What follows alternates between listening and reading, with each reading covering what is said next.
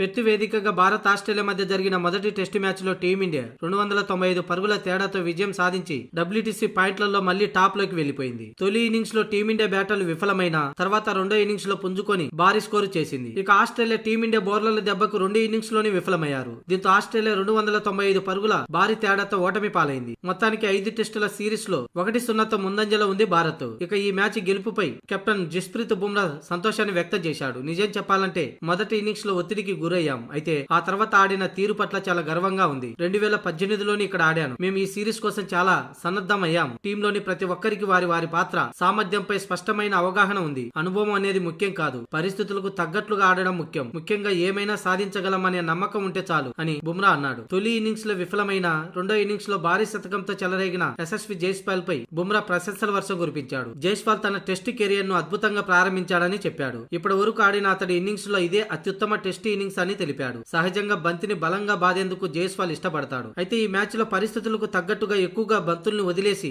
చాలాసేపు క్రీజులో ఉండేందుకు ప్రయత్నించి ఆ తర్వాత అవకాశం వచ్చిన ప్రతి బంతిని బౌండరీకి తరలిస్తూ ఎంతో చాకచక్యమైన బ్యాటింగ్ తీరు టీమిండియా విజయానికి బాటలు వేసిందని బుమ్రా అన్నాడు. ఇక కేఎల్ రాహుల్ సైతం ఓపెనర్ గా అద్భుతంగా రాణించాడని కొనియాడాడు. ఇక విరాట్ కోహ్లీ గురించి ప్రత్యేకంగా చెప్పాల్సిన అవసరం లేదని అన్నాడు. ప్రపంచంలోనే అతడు అత్యుత్తమ ప్లేయర్ అని అన్నాడు. ఇలాంటి సెంచరీలు విజయాలు అతనికి కొత్తేం కాదని అన్నాడు. ఇకపోతే అడిలైడ్ వేదికగా జరగబోయే రెండో టెస్ట్ మ్యాచ్ నుంచి టీమిండియాకు కెప్టెన్ గా రోహిత్ శర్మ అందుబాటులో ఉన్నాడు.